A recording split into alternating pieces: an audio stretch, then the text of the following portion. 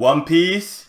You guys know what time it is today. We are talking about the latest chapter, One Piece chapter 1088. It's called The Last Lesson. This chapter was a banger in my eyes. I was actually super hype.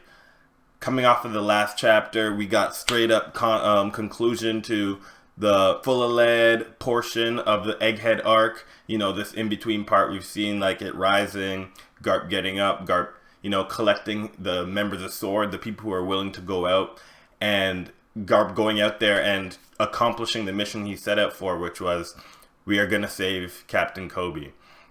We know the reasons for this now. In this chapter, we see it starts off with a lesson that Garp is teaching some of the Marines coming up, basically saying that you have to get rid of the old people because the new people all learn from them and take what they have moving forward. You have to make room for the new generation is the idea that I get from Garp. And Garp kind of does this by getting Koby, and by going out and grabbing the people from Sword, he's saying, you guys are the future of the Marines. You guys, the people who are free thinkers, the people who want to protect people, are the future of the Marines. It includes Gruz, Tashigi, Hibari, Koby, Helmeppo, those people, So I thought thematically this chapter really did a lot for me as a person, and I think the community in general. I think a lot of people really could feel for Garp, especially considering, what happened with Ace. Garp wasn't there to save Ace, so Garp kind of put himself out there to save Koby. One thing I really notice is how there always seems to be a conflict between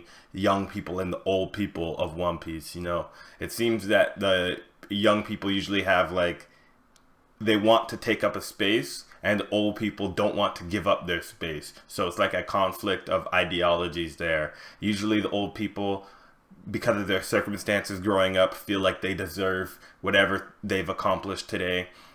And the young people are trying to make a name for themselves in a world where all these old people are thriving. So it's just going head to head. So you can see this with Doflamingo, who, took over this kingdom, made himself the king, and doesn't allow for anybody to get in his way at all. He'll wipe them out before they even get close. This is Crocodile as well, NL. Just like those kind of themes. So when you see a character like Garp, who's the opposite, who's like an old person who is actually bringing up the young people, you see that with a lot of the characters who we call good, like Shanks. To a sense, even Mihawk. Mihawk spared Zoro so that Zoro could become more powerful. So these are things that are interesting. Dragon raised up Sabo. So those are the kind of dynamics that I find interesting. But we haven't seen that with a character like Aokiji. Aokiji hasn't really taught anybody. Aokiji was taught, and as you can see now, Aokiji was taught the wrong way. Now, on the topic of Aokiji, it's very clear to me in this chapter that Aokiji feels a lot of remorse for what he has done to Garp. He doesn't really seem to be somebody who's all that bad. He seems like somebody who has a mission, and in order to accomplish his mission, he had to take out somebody who was very, very close to him, and in his mentor Garp. But at the same time, he did do it. He did hesitate. I would say that when Garp got that clean blow on him, it was clean, but he did hesitate. Without that moment of hesitation, that wouldn't have happened. Maybe he let Garp. Maybe it's possible he let Garp. It wasn't like the Garp moment in Marineford where Garp kind of let Luffy punch him, but maybe it could be interpreted that way. But that's not how it looked to me. I would have preferred it if he knew that Garp was coming and he let Garp punch him, and then let Garp, attack Avalo Pizarro. Because he knew that Garp wasn't going to run away and that they could use Garp instead. That would have been a cooler moment for Aokiji to me. But I don't think Oda wants to let us know exactly how. I think Oda wants to keep Aokiji as a character who ultimately is willing to do a bad thing in order to get his goals accomplished, even taking out his own mentor. So I would love to see what kind of karma this gives Aokiji in the future. I think that this isn't good for him, but as a character thing, it's going to be an interesting road to see where he goes from here. One thing we learned in this chapter is that Koby is a very selfless person. We always knew that, but to the extent where he is willing to always sacrifice himself in every situation to make sure that somebody else is doing well. And to be honest, it's both like heartwarming and also kind of sickening to me. Koby is a people pleaser to the highest degree, and in the past he didn't have the power to back that up, but now it seems that Koby is able to find within himself the power to like train and become the person who can be a people pleaser and still protect everybody and himself. One thing we also notice is Koby has a very high lack of confidence. You know, he's not able to come to a decision by himself, and that's why he needs orders from Garp, who believes in him. He has kind of like the Gurren Lagann power of believing in the you that believes in me, believe in the me that believes in you type thing, you know? Garp believes in Koby, and so through that, Koby was able to find the power to accomplish the mission that Garp realistically, as we kind of proved, could have done himself. But Garp's playing 4D chess, all right? Garp's thinking, if I can prove this to Koby, they won't need me because I'm not going to be around forever. We need to find a time to pass on the keys, you know, take the keys at the fuck boy's hands, you know what I mean? Like, Garp was given the keys to Koby, said, you could do this, watch, you prove it to everybody, and then this will change the world. And Garp was right, you know, and that's why I think at the end of the chapter we see Garp dying of laughter, because Garp really understood that no matter what happened, the fact that they got away, the fact that Koby was able to destroy Ivalo Pizarro's hand is a proof enough that the Marines are in good hands now. Koby's got it, you know, and now that Koby understands what he's got, and now he just has to refine that moving forward, and the Marines will be all good. Garp says he got this. Also, at the end of this chapter, you know, we see all the Blackbeard pirates surrounding Garp, and you see kind of Garp's face starting to freeze over as there's like a big ice spike inside of him. I don't know if the ice spike is necessarily stopping like the blood loss, or if that was just another attack on Garp. It's very unclear, but I would assume that they are freezing Garp over, that Aokiji is freezing Garp so that they can preserve him, because he can't be like left unattended to, and preserving him so that they can either make a trade or do something with the world government, because we do know Blackbeard's plan, and they couldn't use a member of SWORD for Blackbeard's plan, so this is like the only leverage they have now. I'm surprised that in this chapter we never got a follow-up on what happened with Moria and what happened with Perona. You know, that was something that was mentioned earlier at the arc, and it just never came back.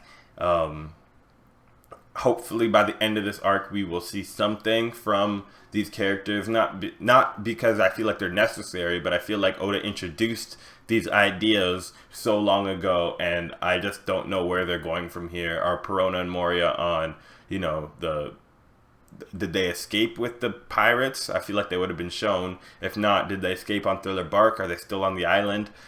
I don't know what the deal is with these characters. But yeah, I really enjoyed how Koby's naivete was also shown to be his strength. Like, he's a very honest person. He's gonna try, he's honest and earnest, and he's gonna try and his best to, like, you know, make the best of himself, work hard so that he can protect the people that he loves. I think that that is a really good trait for him, and really true to his character, what we've seen so far. Koby's now shown us he has, like, this untapped strength potential that we learned from Battleship Bags. You know, he wasn't given, you know, he earned his strength through training with Garp during the day, training by himself during the night.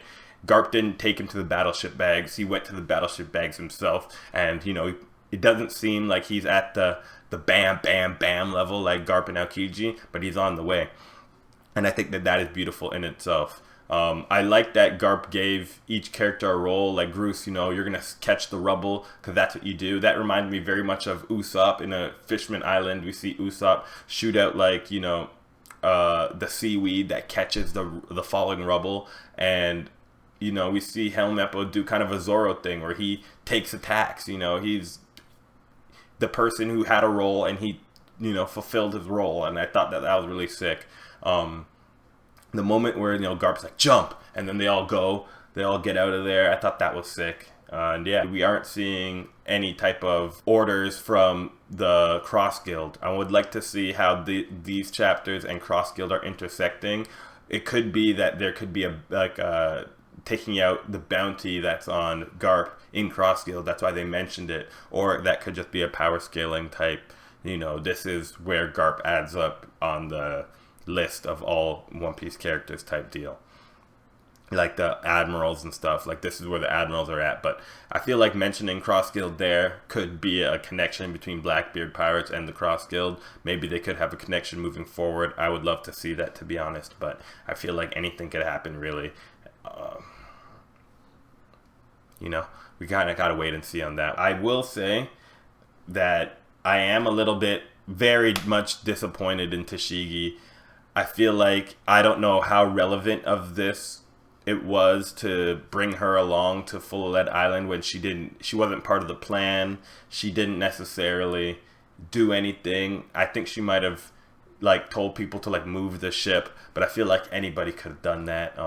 They could have had the rear admiral do it. They just had so many other people who could have fulfilled her role, and she didn't show out in any way whatsoever. No moves, no sword attacks, no nothing. So in that way, I feel like Tashigi was a little disappointing in this arc. Tashigi could have done something that could have made her stand out in a little bit at least.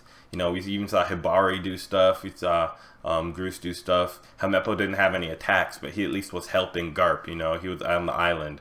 Tashigi never got off the boat. That's all I'm trying to say. I feel like that was a little disappointing. With Blackbeard having Garp, wow, we could get a Marine Force deal where it could be Dragon goes to save his father, and Dragon and Luffy meet for the first time going to save Garp. It could be something like that. I don't know if that would happen. I wouldn't know if I'd place my money on that, but I think that is a possibility if we are to see something from Dragon power-wise. I said before that I feel like Dragon is diplomatic, but I also have to imagine that because of how strong Ivankov is, Dragon has to be somewhere. Come on, he rolls with Ivankov, Sabo, and Kuma. He has to be somewhere up there. Yeah, I don't know. I feel like he has to be powerful, but they're just waiting so long to show us anything from Dragon. At this point, I'm just waiting, even a little bit. They're not even showing us a little bit of what type of battle attacks he can do. And also considering what happened with Smoker and Dragon stopping him, yeah, Dragon has to be some type of powerful. Speaking of Smoker, I was on the boat where I was saying that I think Smoker should have been in this conversation in these chapters a little bit, and Smoker was nowhere to be found, so I'll take an L on that. But I will say that I think it is kind of sad that Smoker wasn't around to be called the future of the Marines, because for so many people, being a Marine is important to Smoker's character. But me personally, I feel like this fuels the agenda where it's I don't know if being a Marine is necessarily as important to Smoker as being on the right side of justice is, being with good people, surrounding yourself with good people. I think that these chapters and Smoker not being here for this conversation, Smoker not being here to save Garp, is kind of fueling the agenda that Smoker could become a Straw Hat, and that's something that I would love to see personally.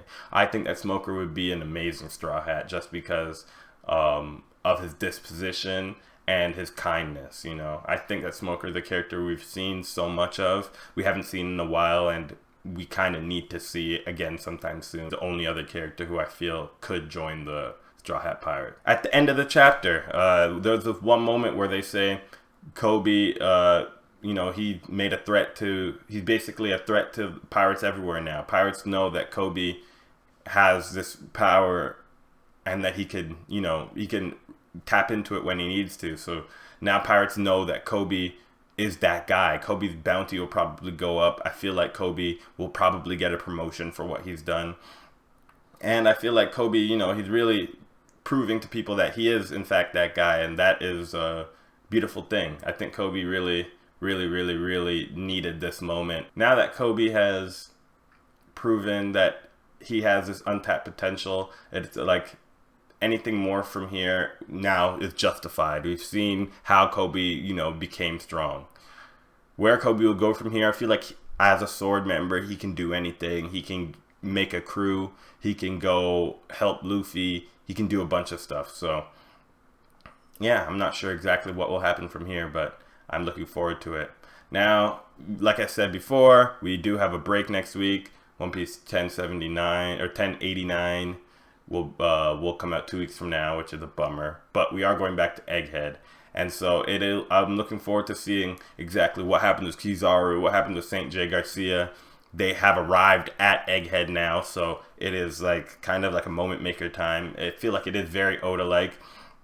We are most likely at the end of like a One Piece volume with it ending like this, so I feel like we kind of are expecting something like this, Luffy for the volume to end and to start over again, going back to Egghead Island because it's been a while. So yeah, I'm very much looking forward to seeing what happens next with the Straw Hat Pirates. Hopefully we catch up with someone like Frankie, who we know was half stone, so I want to see if there's something he can do to undo himself, or we catch up with someone like, you know, what's going on with the Seraphim, Zoro's Hunt, catch up with Kuma and Bonnie, and then we get that flashback. So we have a lot of options.